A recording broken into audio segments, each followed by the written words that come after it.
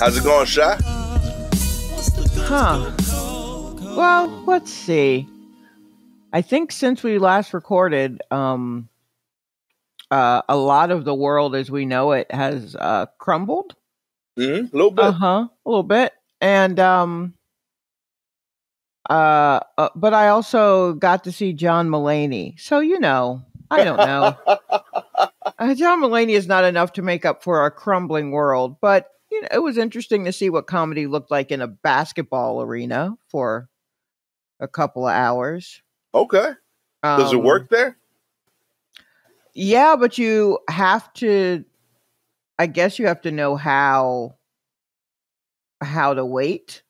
It's, because the laughter is going to come in waves and you got to know how long to let the wave, like, make it to the back of the room. Right. But that's like a big room. I don't know. It's always wild when I see someone do comedy in a huge space with a bunch of people. Yeah. I always say, like, I'll never do it, but then, like, also, like, I hope I could do it. Yeah, I mean, I would guess it's nice. It's probably a very nice feeling, but you know how sometimes you might see a show or be in a performance space and you're like, oh, I could do well in this room, or yeah, I'd absolutely blah, blah, blah. I was just like, I don't know about this. This is a lot. And I don't really go to big shows like that. Once my roommate and I went in Atlanta, we went to a show that Jerry Seinfeld was doing for like a convention. Yeah. So it was like in a convention center. So there were just chairs on chairs on chairs and all these people and monitors everywhere. And I don't know what we were expecting, but we just came in and we were just like, good Lord, look at all of these people. And also Jerry Seinfeld was a lot more physical than you'd think he'd be, like live. He actually moves around quite a bit to, make his points or whatever. And I was like, oh, I guess I see why, because you literally are playing to people who are a state away. There's so many folks. And and I, at that point, was just like, I don't know about this. This is a lot. But that was kind of, that was like 3 years into me doing comedy. This is like 12 and a half years. And I still looked at it and was like, whoo, Lord, okay, this is still a lot. Yeah, I think that would be a bit trippy. I did a stadium once. What? I did a gig that I'm almost certain was like oil owning people trying to clean money. Okay. Like 100%. Yeah. Okay. Because they had like 7 people that were headliners on other shows, like all on this one show. Wow. And we all got paid like well. And it was everything about it was weird. But yeah, the whole experience is very off. But I went from like my biggest show before that was maybe 300-400 people. And then that was I would probably go like around 8,000. Oh wow. It was a small stadium, but a stadium. Right. And that I 100% like know I stood out as, oh, he doesn't do this. I very clearly knew like, oh, this is a different skill. Yeah. Like this is, so just to give you like, to like give context of how different, like these are some of the other comics I was on the lineup with. Gary Owen. Okay. Little Duval. Okay. Who else was with me? D.L. Hughley. Okay. Joe Torre. Oh, Jesus. Yeah. Like this was like straight up. They do, not only do they like headline, these are stadium people. Right. Like all of them do like arenas. Yeah. And then the closest comic to my level at the time was an already headlining Ada Rodriguez. Okay.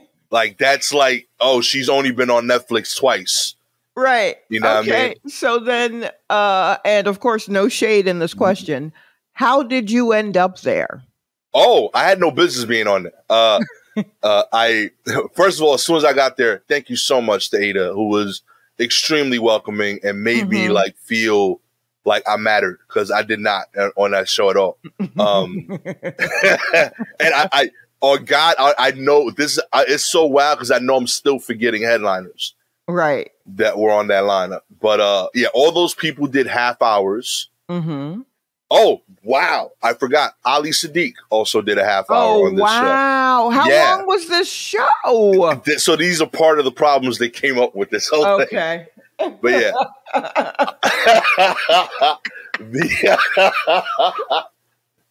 So this is the impression I got. Like, some like oil tycoon needed to clean his money. And like someone's son was like, yo, you should do a comedy show. And that guy basically emailed everybody or DM'd them. I got DM'd on Instagram. He said, hey, I'm a fan. I love what you do. I got this much money left. Do you think you can make it work? And that much money was more money than I would have ever charged for anything. So I was like, yeah, I think I could figure that out. I'll squeeze that into my schedule. Right. So yeah, I showed up, and I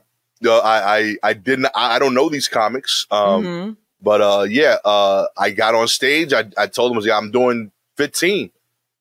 I feel comfortable that I could deliver a tight 15 and not have to worry about other dynamics. Right. And I was wrong. I was very wrong. I should not have been on stage even that long. But yeah. Did you at least go first? No, I went like mid-show. Oh, okay. So it was like a bathroom break for people. Yeah, exactly. Like, it didn't go horrible. I'm not going like right. You know, I was already a pro. Like, I ain't bomb. Right. But like, it was noticeable that I didn't do stadiums. Like, I didn't know the rhythm of it. And I started hearing and feeling what you were referring to, and that people had told me, but I hadn't experienced before. Like, I was telling the next joke and still getting the end laughs of the previous joke. Right. It's like trippy. And as is, like, I already do like a really labored pace thing. So it was really like throwing me off. But yeah, like afterward, like 3 or 4 of them said that was cool, you know? So I don't know if that was like, you know, you'll get them next time, champ, or, I feel like I know you well enough to know that you certainly did not go in there like stomping like a big dog. Right. I think you probably walked in and was like, oh, so you already knew. So your energy was probably already like, look here, man, I'm your check spot. Yeah, real talk. Basically, and for anyone listening who hasn't been in a comedy club or anything like that, the check spot is at clubs where there are just a lot of people on a show. There's someone that they sacrifice to the stage while they're dropping the checks for everyone. So while everyone's doing math and trying to figure out how to pay for their 2 drinks or whatever, there's some person on stage who still has to tell jokes during it, and no one's listening to them.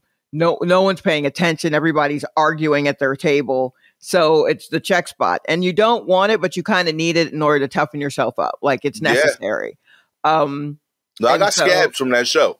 Yeah. They internal, but I got them. But so yeah, but I think at least, so I think them saying, you know, good for you or tight, well done, whatever however they said it, was just like, you didn't embarrass yourself out there. Yeah, I felt good because of the like well after the show. Like, so the show, during the show after my set, because there's still like 3 headliners left, so I had plenty of time. Like, I saw another 2 hours of comedy. Like, you know what I mean? It was, the shot, it was DJs, it was the music, it was crazy. Yeah, you were necessary. You were necessary. So like, afterward, I was like in my head about it a lot. So like I went to my dressing room and like I just closed the door. Like I was like I don't even want to be like kicking it like with people. Right. Yeah. It went rough. You know, I don't want people to like. I was hoping to like fade out the memory of me, and then like when they meet me 5 years later, I could just be a new introduction. Yeah. You know. What? I'm a brand new comedian named Gastor Almonte. Crazy. Oh, I heard about that dude. That's wild. You know what I mean? But nah, like I felt better because they had like a meet and greet for like some of the VIP like ticket buyers. And they made sure to like get me. They're like, nah, like some people asking to take pictures with you. You know what I mean? So I thought that was cute. And admittedly, it was like 4 people. You know what I mean? They had like 200 people in this meet and greet, and like 4 people specifically asked to take pictures with me. But I took it. I was like, yeah. You know what I mean? And then DL, Ali, and Joe all do cigars after the show, and he let me have a cigar with them. So I was appreciative. You know what I mean? Yeah. So yeah, I felt welcomed. I felt better after that, but in the moment, it felt horrendous. So yeah, I'm always curious to see how people tell me those moments look from any perspective. On it, seeing it, it seems trippy. Right. Yeah. I mean, one of the people who came out for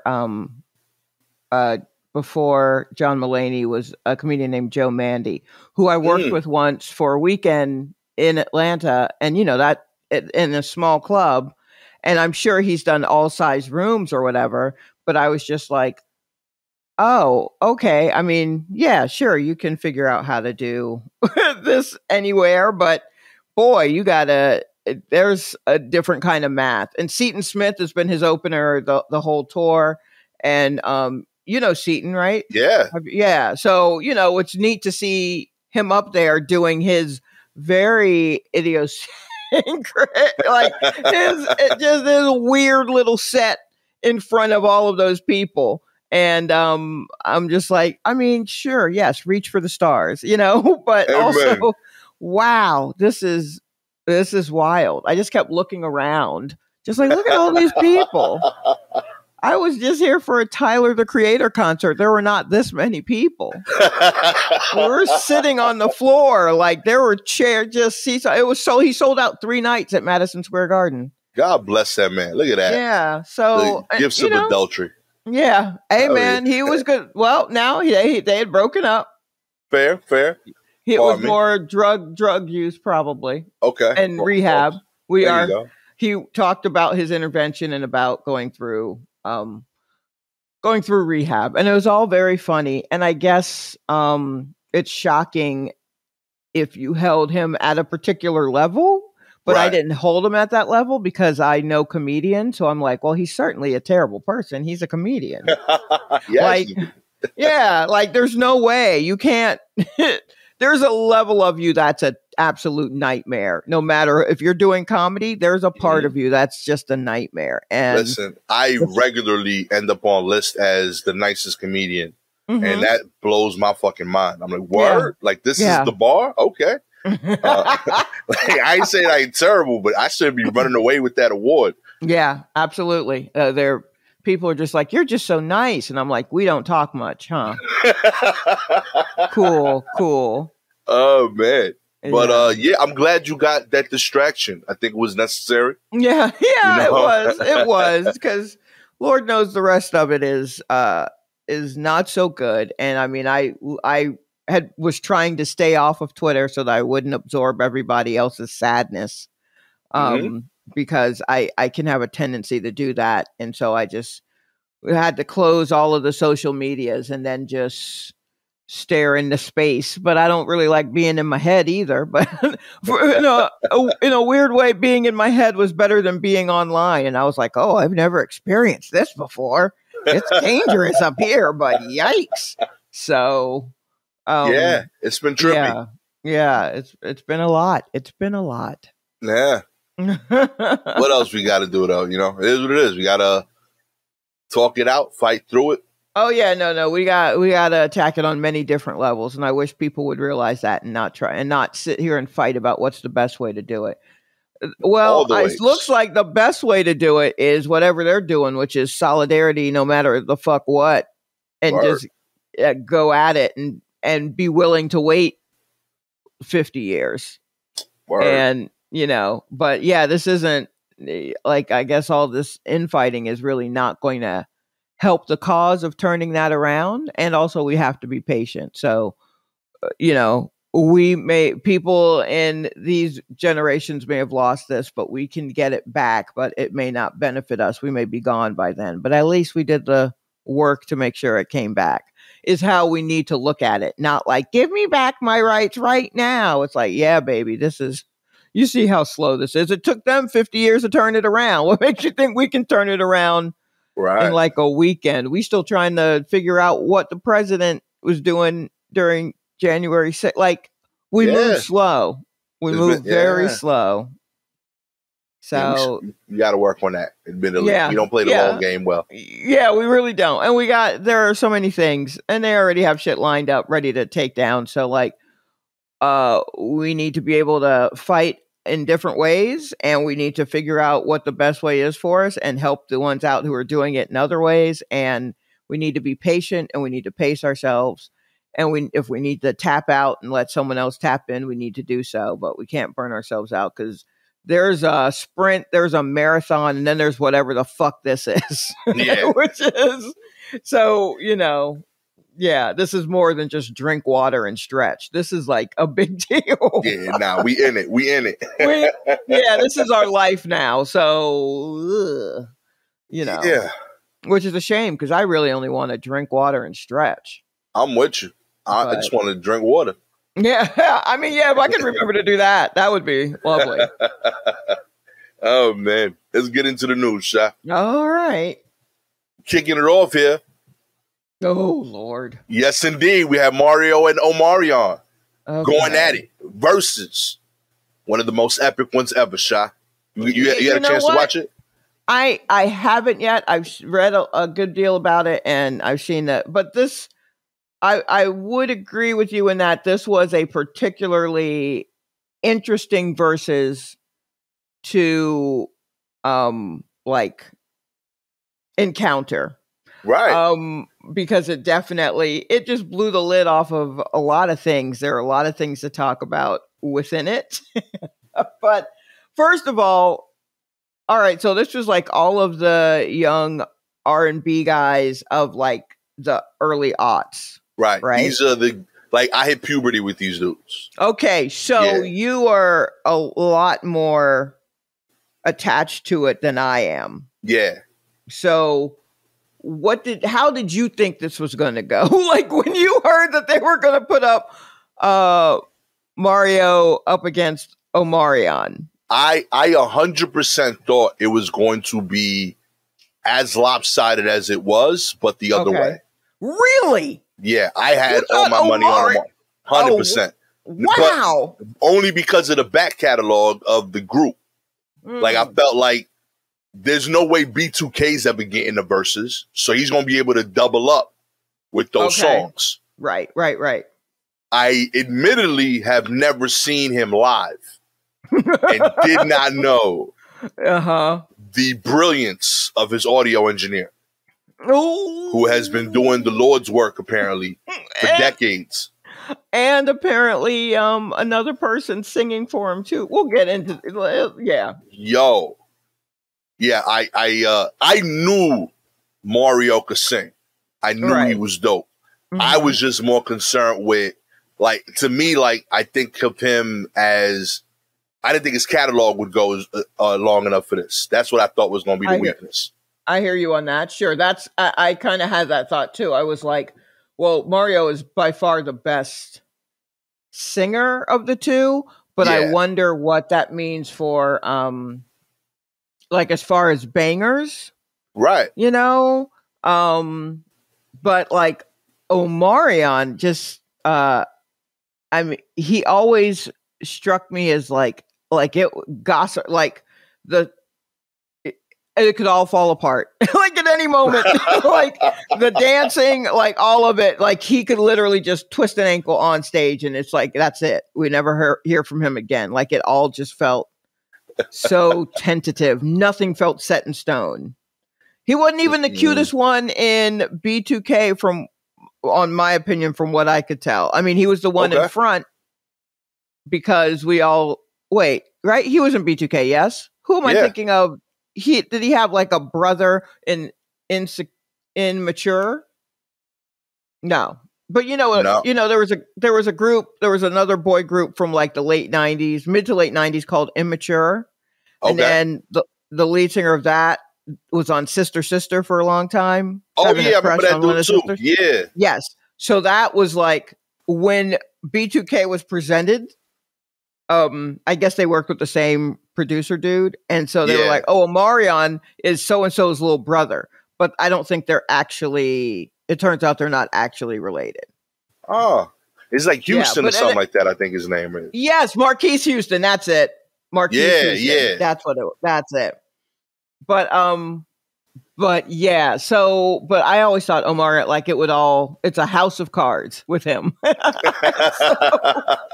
But man, those cards all folded. Like even for everything with Omarion and B2K and all that shit, really the only thing I think of him like fondly for is the Touch video. And that's just for the dancing. And that's for him and another person. So I'm like, I mean, I guess if he brings that girl out and they do the Touch video dance, maybe. You didn't rock with Icebox? Icebox, it's fine, but it didn't really hit me hard. Yeah, it didn't really hit me hard. I liked Entourage. I thought that was a good song. But again, that felt like it was for someone else. Right. And then they turned it down for whatever reason. They're like, all right, Omarion, you want this? And he's like, I guess. I mean, it's not like he was going to sing it anyway. Turns out he can't sing. At all. Yeah. At all. Like that, it was disappointing and inspiring how bad he was. Like, okay.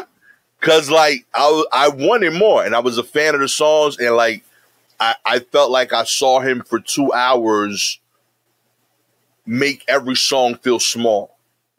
Every song that I had a big memory of, he made smaller, and Mario did the opposite. Every song he sang felt bigger live. Like it felt like a moment. But I feel like I can make an album now. Like I feel highly confident. Oh yeah, you absolutely, you could have made an album years ago. Yeah, I believe now fully. I mess around with audio stuff all the time, but no, it's happening. Yeah, R&B absolutely. You can do it. I mean, there's what is it? Auto-tune for you. There's that. Yeah. Nobody at this point, body positivity is a big thing, so no one cares. Plus, you're a man anyway. No one cares if you got your shirt on or not. I'm with it. I'm doing it. Dancers, I guess. I don't know. you can be like, I'm doing it. Yeah. Big career pivot is happening right now. Yeah, no, that is absolutely not going to happen. I refuse to let it happen. We're not doing this with you. Also, I got to say for Mario, I was once in a cosmetic store, and it was packed with a lot of people, and all kinds of people, right? Just all kinds of folk. And his song "Let Me Love You" came on right in the store, and I was just kind of looking around and kind of humming along with the song. And then as it goes through the bridge and then he starts hitting some notes or whatever, I realize I'm hearing some other people sing, and I turn around and everybody in that store was singing with that song. I'm talking Black, white, Latina, Asian, men, women, non-binary, employees, security dude at the front. Everybody was singing along with that song. And I rarely see that. The last time I saw that was like in a Key Foods when everyone was singing along to Whip Appeal by Babyface. So like so it's not everybody who gets this treatment. And I was just in awe, like, holy crap, we all know this song like that. Yo. So I was like, I mean, I guess he could, you know.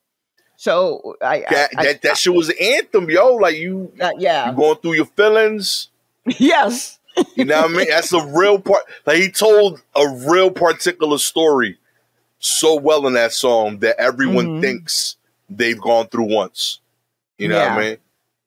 Like, and what I love about it is that it, like, in a weird way, it gave a song to like stalkers. And a lot of R&B is for stalkers. Straight like up. If you listen to a lot of love songs with that's all it is. Today's mindset, you're like, oh no, you're a problem. I have to call the authorities on this love. I absolutely have to. Straight up. Yeah, I got to get this love arrested because it's been following me everywhere. But she moved on, my G. Yeah, like let it go. Okay, but here are some of the other things that happened during this particular visit. Omarion at some point brought out his actual brother with 2 slices of watermelon that they then proceeded to go down on. So instead of singing or whatever, they went down on 2 slices of watermelon. There were a number of times when Omarion was trying to sing or do something, and Mario was just like, boo. Like, we don't know a lot about Mario in like a shit talking kind of way, right? He always was just a really nice dude, it seemed like, who could really sing. He looks like baby Chris Rock, and that's kind of all we went with. But he was talking his shit during this. And like at some point, I think Omarion was saying how he was the main vocals on B2K or something like that, and Mario was just like, nah, bro, because Steve so and so sang for you. Shout out to little Steve. Like, shout out the guy who sang your vocals. And all O could do was just stand there and look mad. It was a lot of looking mad because we're not even talking about the first event. That was the main event, but the first event was Ray J versus Bobby Valentino. Gangster. Stole the show, in my opinion. Yeah, well, Ray J's going to try to steal the show. Ray J, in case you don't know, listeners, is Brandy's little brother. That's all we can say. And we have to say that because Jack Harlow really just learned that recently. So I assumed everyone would know. So if he doesn't, well, there's that. But also, why would Jack Harlow know? We forget that Jack Harlow is a white boy from Kentucky. Please let me know why we expect him to know the B cuts of Brandy. Why we expect him to know that that's who Ray J is. Let's get it together, y'all. I hate to be someone who's a Jack Harlow apologist. I'm working through that right now with therapy. But let's also be real about this. The dude is 20. He's like 22 years old. He's a white boy from Kentucky. Why are we asking him about Black America's deep cuts? Not that Ray J is a deep cut, but it's deep enough for a white boy from Kentucky not to know. Come on now. He didn't grow up with a grandmama. He grew up with his mother. Like, so let's, not everything is soul food. Not everybody gonna have a big mama who cooks every Sunday. I don't know why we expected that white boy to know that shit. Anyway, I believe. Okay. Y'all fell for that shit. I know better. I know my way around a white boy with a chin strap beard, and I know what you can question them on and what they've done research on. Quit trying to get them into something. Like, come on. Anyway, so I always say it is Brandy's little brother because I think that's how, in his own song, Wait a Minute, somebody, maybe Lil' Kim says, wait a minute, isn't that Brandy's little brother? And that's the only way I think of it. But that's precisely who he is. So whatever Brandy does, at some point, Ray J will show. Brandy was in Moesha. At some point, Ray J showed up, like in the last season. And so his whole job now, he sings, or whatever, but he also just kind of hustles. Hell yeah. And so he's just around hustling. So he got his way on this Verzuz. He was going to go up against Bobby Valentino, which I swear to you, unless Bobby Valentino did the song Slow Down over and over and over, I don't know how we thought this was going to go. But at some point, Ray J had a pretty big ballad called One Wish. And so he decided he was singing it a cappella and holding his son. And he went to try and hit some R&B notes. And he missed them. Boy, did he miss them. Mm-hmm. They swung right over his head. He couldn't reach them at all. Not a one. And then Bobby Valentino, I think, and other people started singing Ray J's song like a doo-wop song. And they were doing it in tune. And then the camera flashes to Ray J holding his son looking pissed. Magic. So angry. And then later was just like, yeah, okay, on the mic to the people. Yeah, okay, I missed a couple of those notes, but I was holding my son. Okay, so are you saying you can't sing because you were holding your son? Is that what you're saying? You could. So that was that was the opening one. And then we got to Omarion and his brother going down on slices of watermelon and Mario going, y'all, you ain't singing none of your shit, right? And then nailing everything without music, nailing all of his songs. Yeah. It was a lot. It was very chaotic. And if I was a child of the early aughts, this whole thing would have blown my mind. It sincerely like warmed my heart, like to see this. It was a beautiful experience. Cause like there's certain things that like I miss, and I didn't think were gonna be a thing, but they are.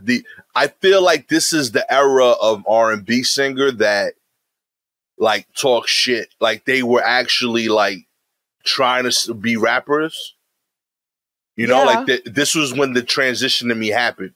Yes, when it wasn't just like you're an R&B dude, you're a rap dude, and then they meshed R&B and rap together. So every R&B song had to have a rap on it. Right. It was like right around then, and then all the R&B guys dressed and carried themselves like rappers. Yeah. So they were all rough and tumble fellas. Right. And who could just sing. Which sincerely is who I want to be in my heart. That's why like I rocked with them. I was like, yo, like why can't I wear Timbs and sing love songs? Okay. Right. Why not? No, absolutely. I would love a ballad coming from somebody with straight backs. Hell yeah. With cornrows. Because we saw hints of it, like you had like Montel, like he would do like like the occasional like local like hood song. You had Tank, who just had too many muscles, but he was definitely on the hours. On this. Yeah.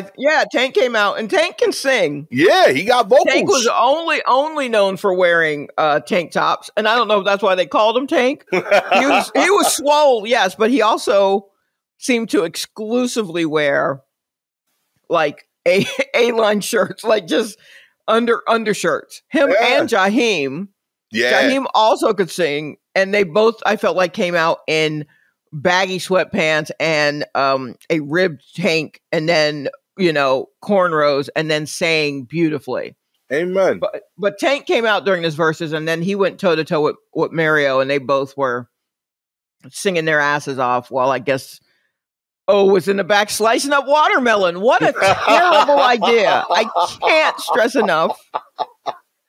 Props. I don't know about props, everybody. That's just the props shouldn't work in any live performance art, just in general. I mean, it needs to maybe a subtle prop. I don't know. Do props or whatever, but that's a weird. I think even Carrot Top would have watched that and said, "Come on, guys." Yeah, my G.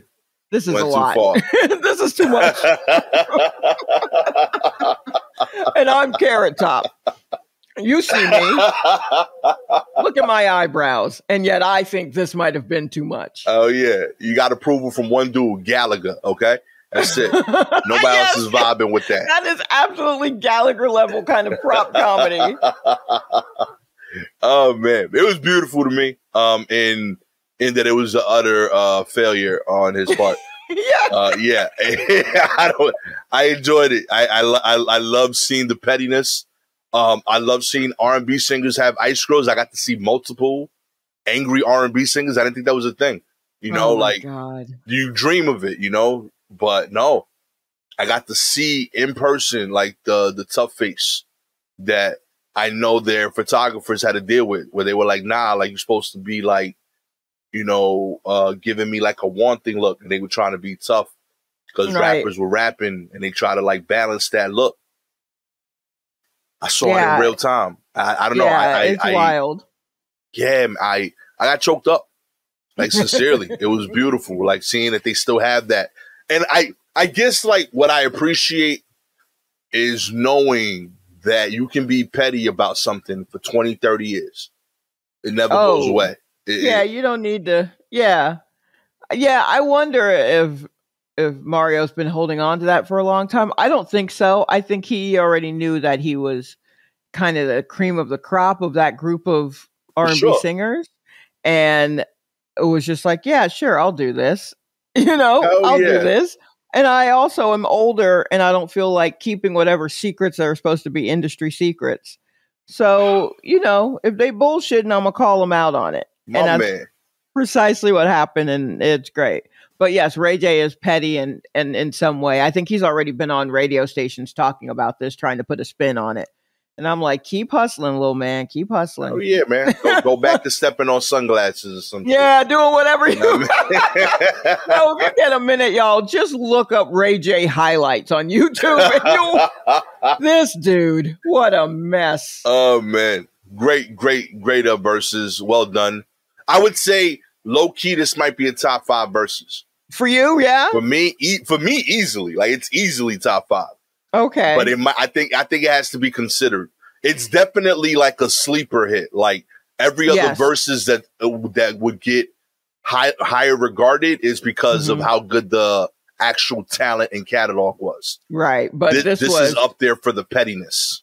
I mean, as far as like complete hot messes, this certainly is up there. Yeah. And those I think could compare to like the early one of like Babyface and Teddy Riley. That was a hot mess. I don't know if anyone saw Stephanie Mills and Shaka Khan. That one haunts me. It was so bad.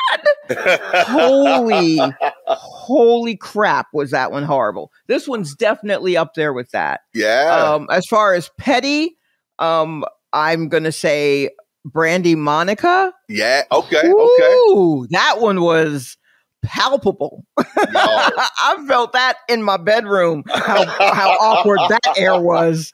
Yo, but like bringing out your backup singers, like you bringing out the fake B2K or the real B, you're not like, man, chef's kiss. And like changing their freaking dance moves. Yeah, like the choreography mid performance. Yeah, man. It was a lot. Work. Yeah. It was a lot. So it was back to being entertaining. It was definitely back to being entertaining in like a what the hell is happening kind of way that I think we've missed. Hell yeah. Welcome back, Verzuz. Yeah. I'm a fan. Yeah. in actual news, let's oh yeah, in actual Sorry, we just spent 20 minutes talking about this.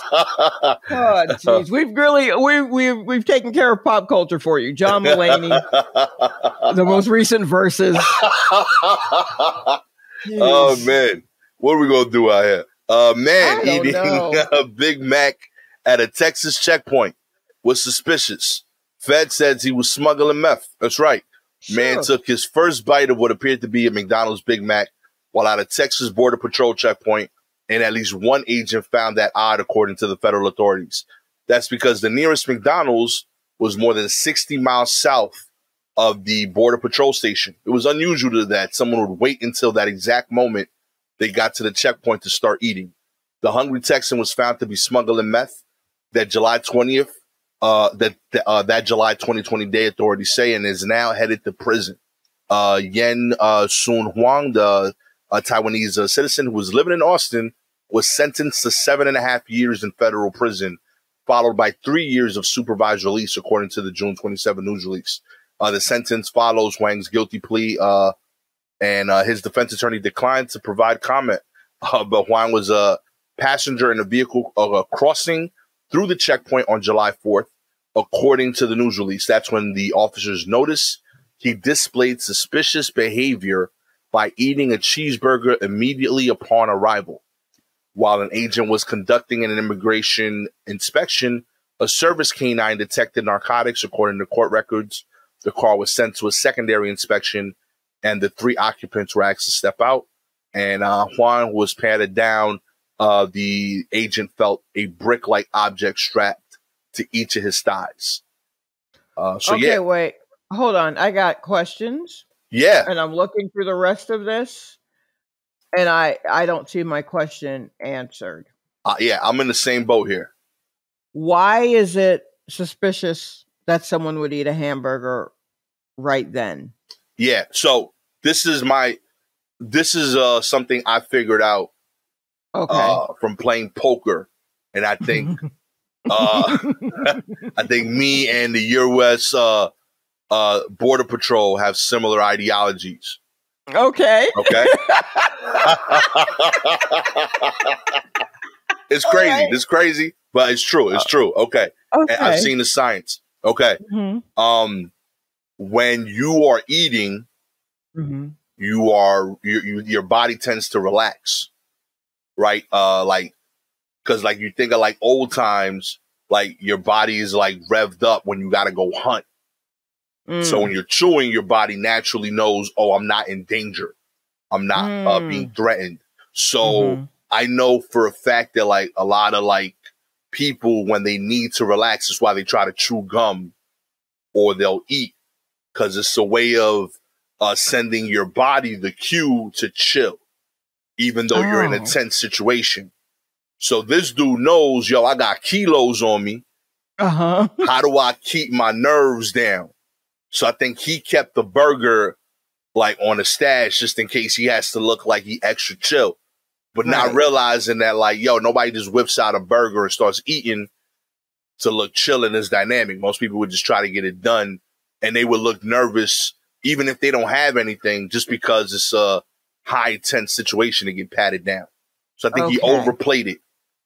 And that's why the dude was this dude's, he's been in tense situations before. He knows if he starts chewing, it helps him relax. And that set off alarm bells. Okay. Where did you learn this? Oh, I read it in a FBI book. Okay. Yeah. I got time on my hands. So I needed money. So I needed to learn how to read body language. I read a book from this FBI body language expert, so that when I went to Atlantic City casinos, I was making money off of these people that was there on vacation. Oh my God. Okay. Well, that's great. Say no more. I don't want you to incriminate yourself, but all right. Well, I was not aware of that. Would it have been better if he had just had a bag of chips? I think he should have gone gum. Gum. Because food is it's over the top. You wouldn't, while the chewing idea works, there's certain scenarios where you wouldn't be eating. And that's definitely one of them. In that environment, you're trying to just get the thing done. So I could see someone chewing gum as a soothing mechanism that they've done their whole life. Whereas I could see someone eating as, oh, he heard about this FBI thing that we figured out that if you chew, you relax. So he's trying to present himself as relaxed, and it gives it away. It's too over the top. But can't you chew your gum in a way that makes it clear that you are nervous? Agreed. I'm not saying it's perfect. Yeah, I'm just saying right. But that probably would have worked better. Yeah, it's easier to hide that, because that's a normal thing that people do when they're standing and waiting. They'll chew gum. Right. No one's oh, I'm about to get patted down. Yo, pass that hot dog real quick. You know what I mean? Okay. I just want, that's the main question I had. It was just that an agent was it's unusual to wait until right now to eat a burger, considering the nearest McDonald's is 60 miles away. Yeah. And I, as someone who keeps food on me all the time and will eat, I'm just what's weird about that? I literally had half a McDonald's. No, I had a whole McDonald's hamburger in my bag yesterday for a few hours. Okay. So like, I got two, I ate one on my lunch break and I was like, I think I'm good now, but I bet in a couple hours, I like to graze. I'm a grazer. I'm a cow. And so, I'm like, you know what? In a couple hours, I bet I'm going to want this hamburger. So let me just keep it in my bag. Now I would have then pulled it out at my desk, which seems odd, but Hey, listen. I just need to know these things because I don't want people patting, like really going in. I'm not going to be smuggling anything. But I don't want to have to I don't want anyone pulling out like gloves and flashlights or anything like that because I keep snacks on me. Yo, that's merch, by the way. I keep snacks on me. Okay? I love that. That's a bar. I think it should be don't pat me down. I keep snacks on them. Oh, man. And, to be clear, this is all stuff that's in my head that, I've just applied to random people I met in casinos.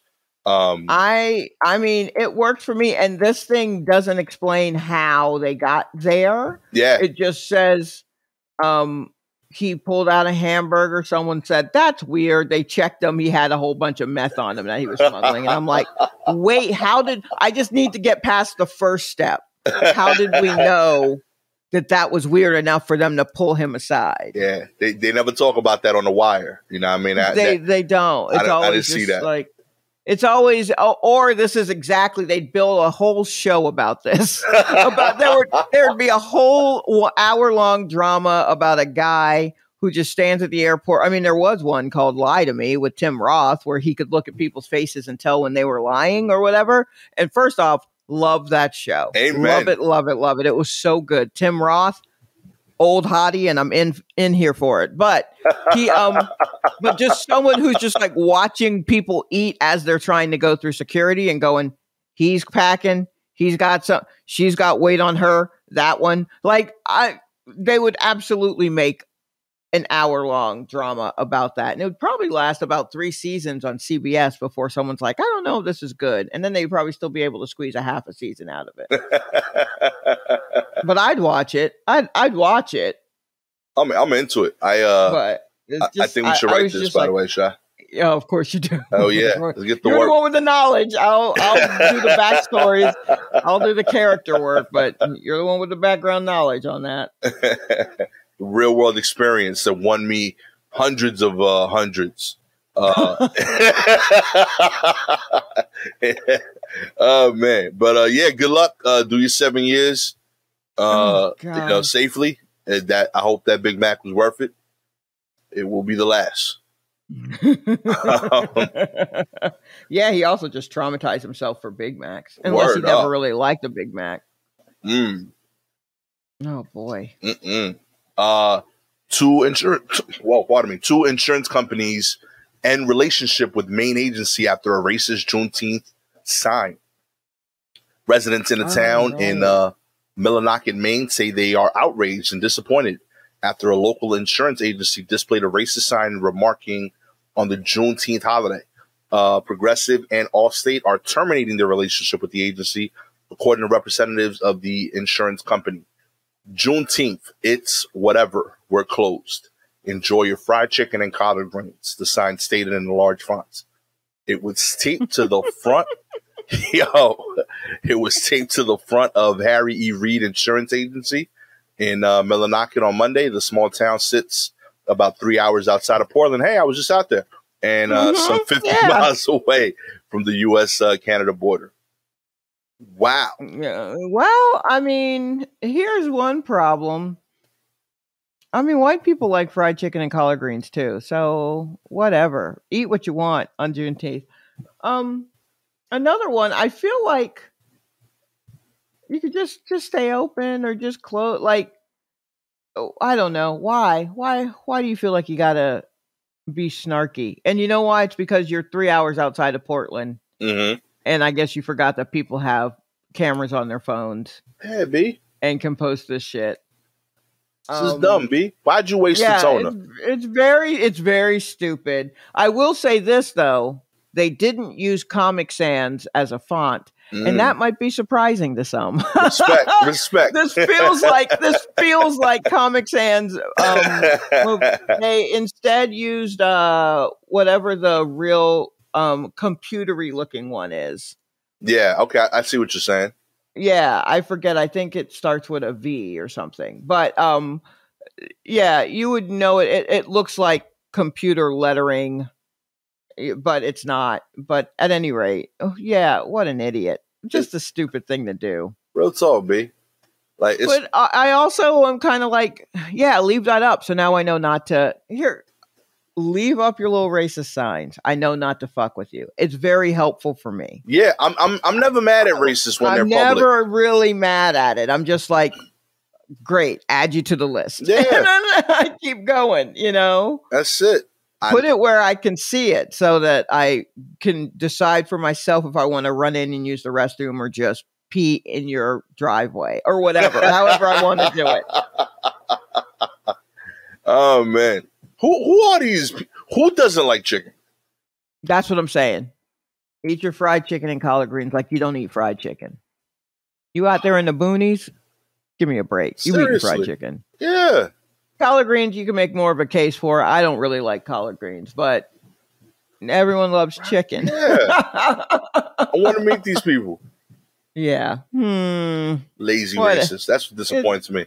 Yeah. You know? Also, I mean, they could just not close. They could just not close. I know it's a federal holiday or whatever, but you seem to be. It's not like you're a DMV. You're you're a private company. You can close and open whenever you want. Really. It just means you can't run to the bank for nothing. It just means you can't do any government shit, but you can do whatever you want to do. So if you don't want to close, I mean, what was it? The whole state of Arizona didn't acknowledge MLK Day until like 2000. Yeah. And that shit kicked in like 86 or something. So like, do you out in the boonies of Portland? Like, no one's clocking you. Who gives a fuck? You could have sent emails. Nobody would have stopped you. Nobody would have stopped you. Not a single person. Just do it. Now you got everybody on you talking shit and because of your little sign. Also, it's just print on paper. Use a graphic. For real, I need a graphic. Make it pop. Come on, B. Colors, something. There were no clip art you could use. Anyway. If you're not brave enough to use clip art in your racist sign, how do I know you mean it? Slacker. How do I know it's from your heart? Spent all your energy on the font. Gave up on the rest of this post. Come on, man. The spacing is odd. It's just bad. No experience. No experience. No. I know one thing that insurance company doesn't do is advertising. Okay. Yeah, that's for sure. No marketing. This is the most press they've ever gotten, and it's for a terrible reason.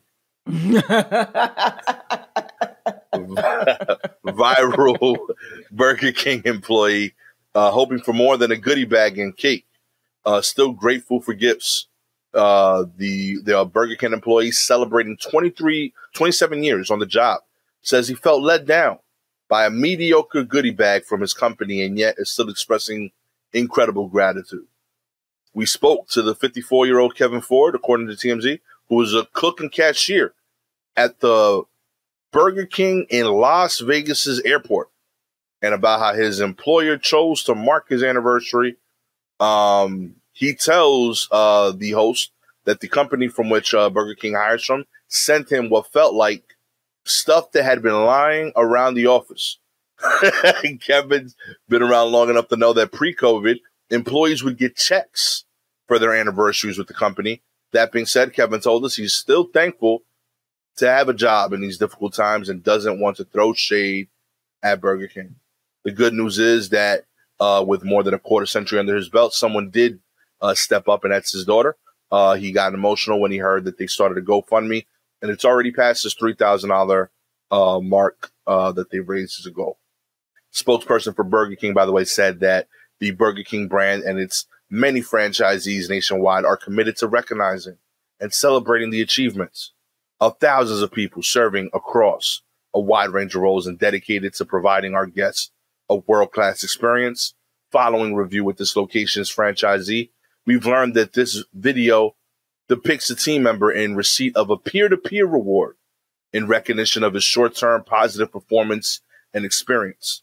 The franchise offers its team members a robust employee recognition program, which includes recognition for tenure, milestones, and monetary rewards. Okay.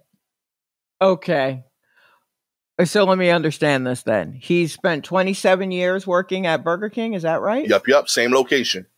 Okay. At the airport. So wild. He did time. I'm telling you. Yeah. That's wild. So 27 years working at a Burger King in the Las Vegas airport. He got a congratulations little goodie bag. Mm-hmm. He says it's kind of a bag because he knew that, back in the day they used to get checks or whatever. Yep. But the Burger King themselves said, hey, what he got was just someone in the store who worked with him just threw some shit together. But we do better than that. Mm-hmm. All right. Well, did he get a check when he hit 25 years? Yeah, this felt like a weird year to be celebrating. But I looked into it. Apparently, it got delayed a bit because of the quarantine. Because he hit 25 during that. Right. And so this is kind of for that. Right. And so if they didn't cut him a check then, shouldn't they just cut him a check now? Basically. But they won't because they're saying, well, it wasn't. I mean, he already passed 25 years. So we won't be looking at giving him anything until 50 years. Stop it. Oh, my God. But the most recent update, mm-hmm. He appeared on a Today Show. He got reunited with his daughter and grandkids after 4 years apart. I'm assuming because of the quarantine. I'm trying to see if I find that. Okay, I hope so. Yeah, I hope that was it. I hope it wasn't beef. I know. You know what I mean?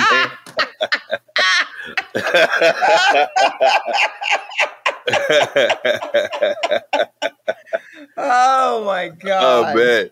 Oh, so stupid. But anyway. he received so far $212,000 in donations. Wow. Yo, top donor being $5,000 from the homie David Spade. Really? Straight up. That's freaking awesome.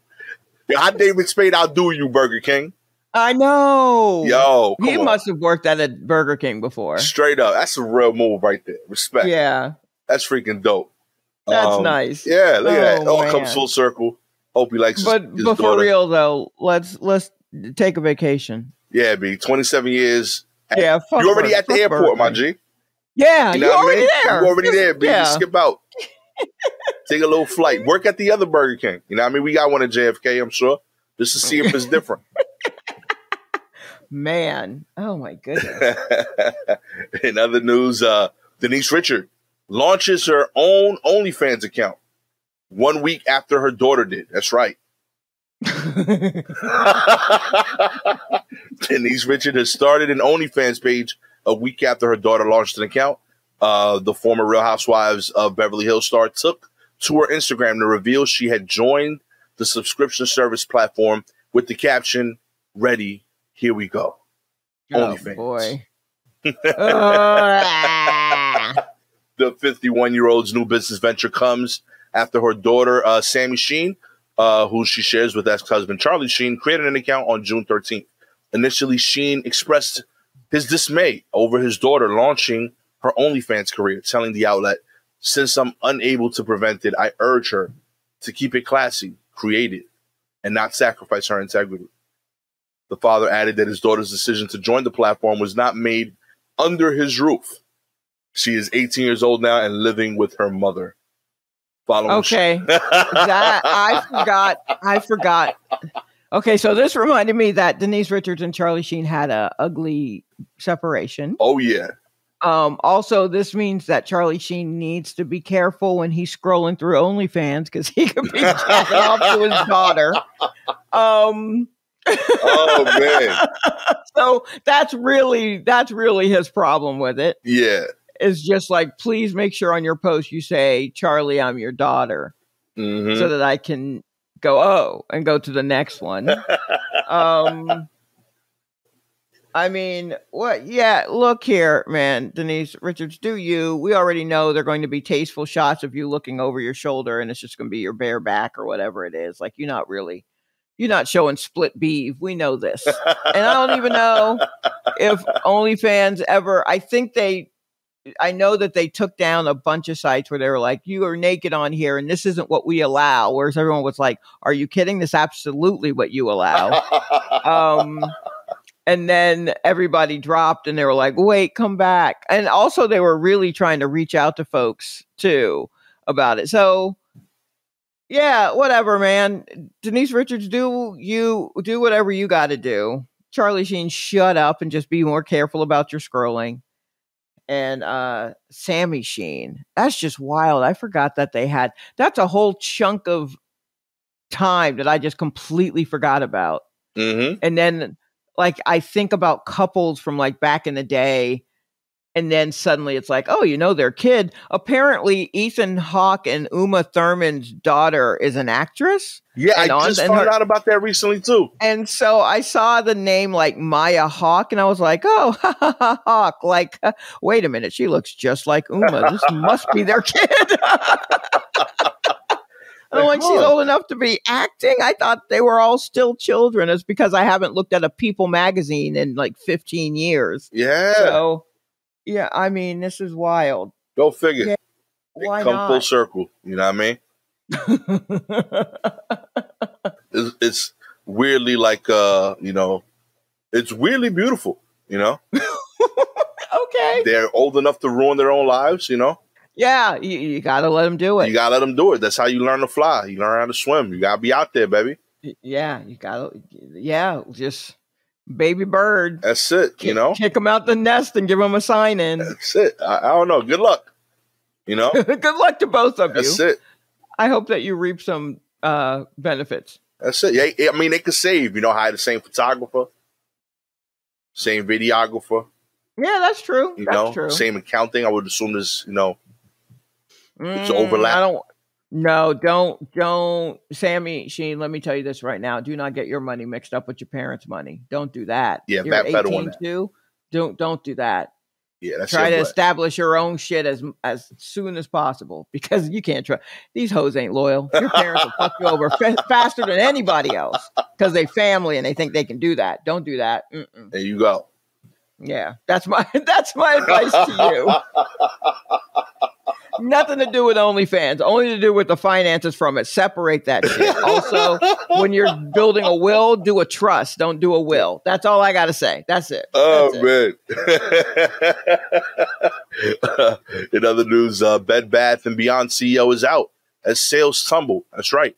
Bed Bath Beyond CEO Mark Triton is out after only 3 years at the helm of the rapidly sinking retailer. The beleaguered company announced multiple changes to its leadership Wednesday, including replacing Triton.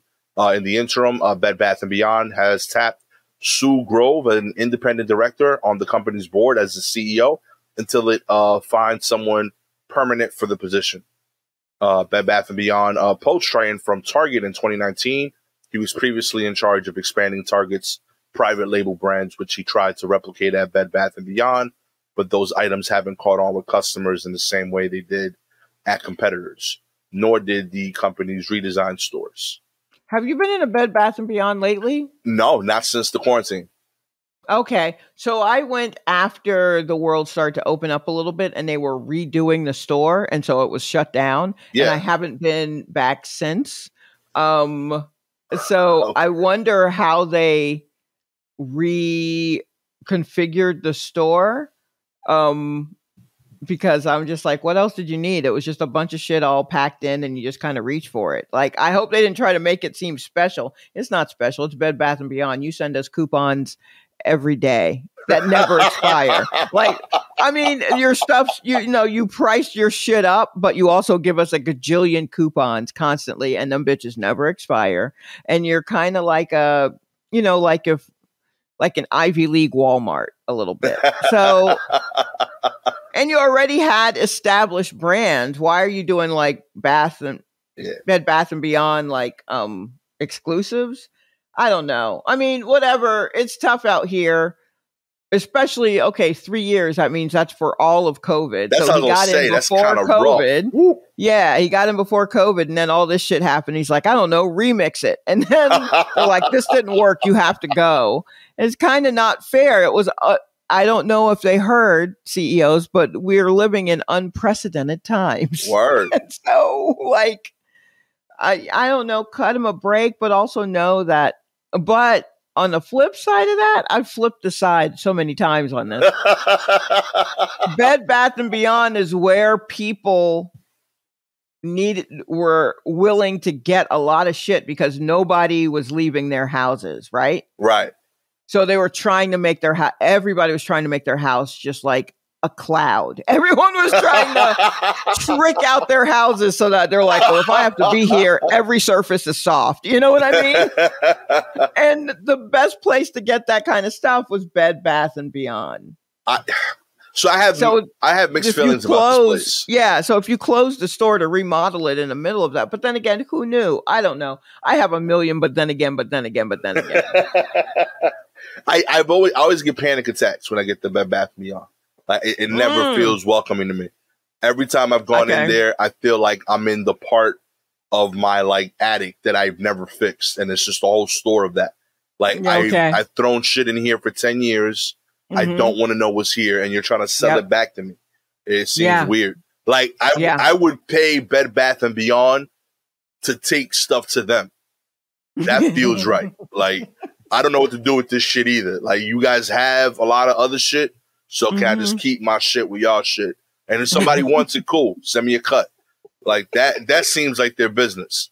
Okay. And if you told me that that's how they got all their merch, I would believe you. Like that's what it feels like. I have never gone to Bed Bath and Beyond and gotten like an item purposefully. Like it's always like, oh, we're here. Let's see what's there. And they're like, oh, look at this like lamp, like that's also a pizza cutter.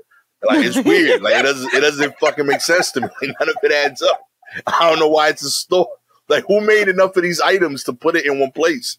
It's wild. Let me tell you something. I love that shit. I absolutely would look twice at a pizza cutter lamp. I would be like, well, then I could like really see the pizza. Like I would at least put it in my cart. You know what I mean? I may not eventually buy it, but I would roll around that store with that shit in my cart. So it's for people like me. I love that y'all exist because like this is shit. Like when I'm in Bed Bath and Beyond, I don't look at shit until I see it in someone else's cart, and then I talk with them. I don't even know if there's employees at Bed Bath and Beyond, but besides the checkout, you walk around like, oh, where'd you find that? I found it over there. Oh, that's kind of cute. That's absolutely it. It is community shopping. Straight up, we bond together over unneeded shit. That's what Bed Bath and Beyond is. Yeah, no, it's great. I mean, I ordered and picked up a candle snifter. Okay. I don't snuffer. Okay, that's it. Yeah, not to drink a candle, to snuff out the flame. A snifter, a candy, like a brandy snifter, and a candle snuffer. And it's just like a little bell on a long it's brass, and you can put it over the flame. Right. You put the bell over the flame, and it extinguishes the flame without like blowing soot into the air when you blow on it. Right. Okay. And I got it for long. So it's for like, if you have a long candle that you need to, that's in glass that you need to, you know, whatever. And I was just like, why would I need this? I don't live in like in the Middle Ages. Why do I need a thing? Why am I not so gangster? I can't just lick my fingers and put it out. But because sometimes the candles are tall and they're in glass, so you got to get in there, and I don't want soot in the air. So I was like, where could I even find this thing? Bed Bath and Beyond was like, we got two. You need one? Like, which color you wanted it? Yeah, right. Did you want brass? Did you want silver? I'm like, oh, okay. Yo, and then they'll have shit for that shit. They'll be like, yo, you got the hook to hang that? You know what I mean? I'm like, what? I didn't need any of this shit. Yo, I love that store so much. Yo, God, I still have it upstairs. It pissed me off because my homegirl gave it to Gabby, gave it to us for freaking Christmas one year. She said she gave us a natural apple slicer. Okay. Okay. And that is exactly what it said on the packaging, because you got like those apple slicing things where like you press down and it splits it into like even slices. Yes.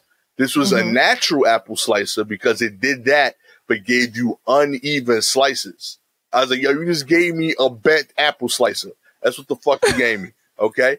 Somebody at the factory messed this up. It purposefully gave you uneven slices, Sha, so that it looks natural. Like you did it by hand. That's so funny. Yo, I have that. That's so funny. And she said she got it from Bed Bath & Beyond. And I watched her and my wife say this is cute. I said, no, this is a mistake. They got rebranded. That's what this is. Somebody pressed like freaking play on the machine. They realized the measurements was off and they made 10,000 of them shits. And you can't throw that out now. And they were like, yo, what do we do? Yo, just put natural on that shit. Send it out. Bed Bath & Beyond it. You know what I mean? The ones that are even, send those to Sharper Image. We still good. Don't worry about it.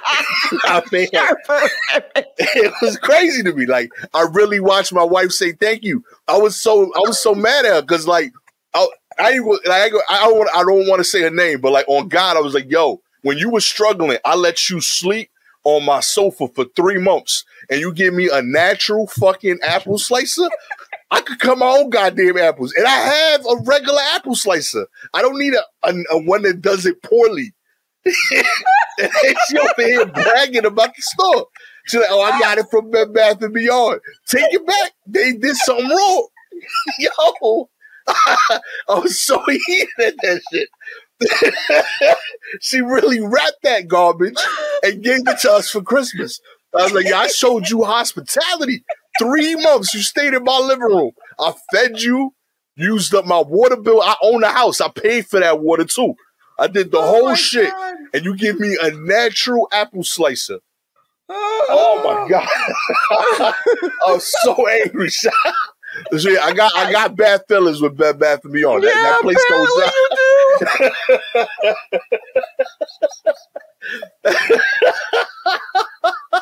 Oh my goodness. Oh, I think we honestly should just edit this entire show down to what just happened. And that's the whole episode. It's just us talking about Bed Bath & Beyond. Oh man. Yeah, that I was tight. I was tight for that one. Yeah, I see. Still a little tight. I don't know if you've gotten any looser on it. I think you might still be a little tight. Yo, I don't shot. Like, we packed that shit. I got that at my last place. We packed that and brought it here. That garbage is upstairs, unused. It's crazy. I gotta stare at. I gotta move past that anytime I need the real one. Oh wow. Well, just maybe. I don't even know. I can't put a gloss on that. That is truly an issue you're going to have to work through. I'm glad they fired you, Mark. I'm hoping they fired the person before you too. You know, whoever started this whole like unnecessary stuff, all of y'all should be fired. Okay. I'm sorry you lost your job, sir. But you know, maybe don't tinker with perfection. We clearly have two different takes. You're CEO. I'm sure you'll bounce back. Good luck to you. Good luck to you. Finally, a record-breaking Burmese python was found in the Florida Everglades this week. That's right.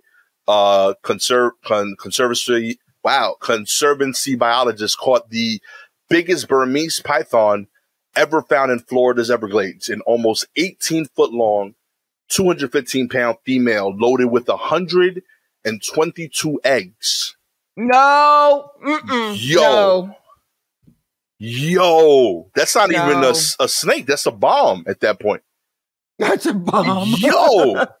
Wow. The record-breaking invasive snake was deep in the scrub of Pai Canyon Strand State Forest in Florida's Collier County, where a radio-equipped male scout snake named Dion led researchers to her. Wait, they have snakes? Yo, they out there, yo. Okay. Snakes in the field. Snakes in the field. I know. All right. I guess this is the work release program. Dion. He's just doing his time, okay? His community service, okay? I guess so. Though the scientists prefer not to make guesses, wildlife biologist Ian Bartosek says there's a good chance the massive matriarch might well be one of the original pet snakes released into the wild decades ago. What? Yo. Hold on. Let me read this next one here. In recent years, pythons have gone off like a bomb in the Everglades, devastating populations of native mammals, including rabbits, possums, and white-tailed deers. What? Wow. Creatures that should feed the endangered Florida panthers instead of the introduced Asian reptiles. What is happening? So successfully, oh my goodness, so successfully have pythons adapted to their new niche that, quote, we may have more Burmese pythons in South Florida than in Southeast Asia, Yo, where numbers are dwindling as habitat disappears. And we all know what happens in Asia when your habitat disappears. You kill a woman, come back to her funeral, kill her again, and then stomp out her house and kill her goats. Yo. Shout out to you, elephant. We will never disrespect you. We will mention you every time. Oh my goodness. Oh my God. Who brought them here? Why would you do this? Because they were, look, exotic pets is there's a ridiculous market for them. Exotic also means that they are not supposed to be here. It's illegal, but they have conventions. Basically. And the conventions usually happen in Florida. And they're usually things like these kinds of snakes or coatimundis, which are like raccoons as big as persons or even bigger. I don't know, like carry-on luggage size raccoony type things. And people, they go and they get these gifts, or they get these animals and they have them as pets. And then they're like, you know what? Maybe I don't want a python in the house with my toddler or whatever. And so they let them loose. And so now I mean, if you let loose like 2 snakes that you had, just like, I can't do it, right? So you let them loose. This bitch had 122 eggs. Yo. So like, there you go. You know what I mean? Like, that's how the population grows so big. If they're able to have 122 eggs on them. I don't even know what the average litter. What's the average python litter? I'm gonna look that up. That's right too now. many. The previous record was what is it at here? 195 pounds. So this one was 20 pounds over that. 185, pardon me, 185 pounds. So this was 30 pounds heavier than the previous record they had found. So they're showing, they have it on a table with everyone like standing around it. And there are 3 people on one side of the table, which has roughly like 2/3 of the snake just stretched out. And there's still space for more people on that side of the table. This is nuts. Okay. That is a scary looking snake. All right, so here's what I've looked up. A female Burmese python may lay 50 to 100 eggs. Will wrap its body around the clutch, which I guess is like the bundle of eggs, to keep it warm and to defend the eggs. And I think they hatch like every 60 days, like 60 days. Nah, I think it takes. That's not cool. Yeah, no, it's not That's cool. not cool, man. You can't be doing that. Absolutely not cool. They're not native to Florida, considered to be an invasive species, because apparently they're killing deer. I mean, yo, that's the one. I'm like, rabbits. Well, yeah, rabbits, sure. Possums, absolutely. On board with it, yeah. I was cool with the first deer. 2. Nah, deer? Dude. You can't have these out there, man. Holy crap. Y'all going too far, Florida. Yeah. So, yeah, you probably can't have these out here because if they're laying 50 to 100 eggs, 3 times a year, which is highly possible, then there goes the neighborhood. Like, that's it. It's theirs now. Move. Give them the house. If you would like for us to let loose a Burmese python in your local Bed Bath & Beyond store, All you gotta do is like and subscribe to the show. This might just be me, but that's fine. I'm okay with that this time. They probably have a holder for a Burmese python at Bed Bath & Beyond, so it may not even be necessary. They may already have a pet carrying case for a python. Oh, we got an exactly 122 egg holder. Right. You know what I mean? For this occasion. Oh my God, I hate that place. Yo, honestly, if you would like our next episode to be us recording live in a Bed Bath & Beyond, live via remote. Oh, man. Right. We'll make that happen. That's 5 stars. Give us 5 stars. Hell, give us 4 stars. We'll make it happen no matter what. If you have any articles you'd like us to cover, DM us directly on Twitter and Instagram at Silky Jumbo, at Gastor Almonte. Shouts out to the homie Davida Varanas, who shared some articles this week. I hope I said your name right, but sincerely appreciate it. She sent out a lot of dope stuff that we covered this week. Thank you so much. With all that said, I am the soon to be panic attack having, because I'm recording at the place I hate the most, Bed Bath & Beyond, Gastor Almonte. Always with this Bed Bath & Beyond supporting and shopping. Now I'm curious what the rest of your apartment looks like, Shalewa Sharpe. It's all gadgets. It's nothing but gadgets. Just hanging on the wall. Oh, man. This has been a traumatic episode of The War Report, at least for me. Catch y'all next time. Peace.